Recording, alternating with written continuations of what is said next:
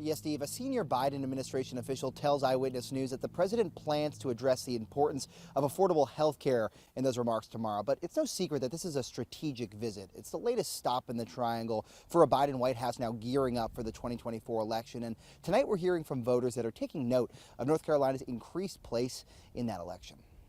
Right now, I'm happy with the president. Janine Strickland's a registered Democrat who voted for Joe Biden in 2020. Janine tells us she thinks the president's mostly lived up to his campaign promises. He did make promises about student loans, and my student loans were forgiven, so I'm happy about that. We caught up with Janine at Chavis Park, where the president will speak about health care access tomorrow as part of a renewed push to win over North Carolina voters. It's a topic top of mind for Janine, who had a heart attack in 2019 requiring surgery and regular medication. She says without good coverage, she'd still be paying off bills. I would still be in medical debt, for sure, because I had to have emergency surgery. Then I had to have rehabilitation, which was very costly.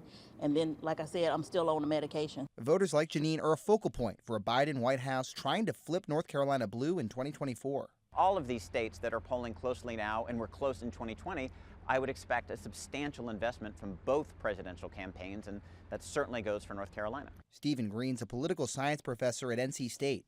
He says that investment's just getting started, and despite polling that shows former President Trump has an edge in the Tar Heel state, North Carolina still hangs in the balance. By sending not only the Vice President Kamala Harris here, but sending President Biden here, and I'm sure he will be back, tells us that the Biden campaign sees this state as a state, number one, that they can win, and potentially very important to their attempts to win the presidential election.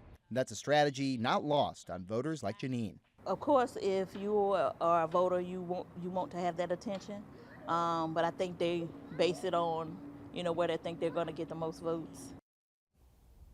And political experts like Green say that the location of Biden's remarks tomorrow carries a subtext, too. Obviously, Raleigh and Wake County are part of the Democratic backbone here in North Carolina. But at a more granular level, southeast Raleigh, where we are tonight, it's a historically black part of the city, and that's a real faction of the voter base that Biden is going to look to mobilize in the lead up to the 2024 election.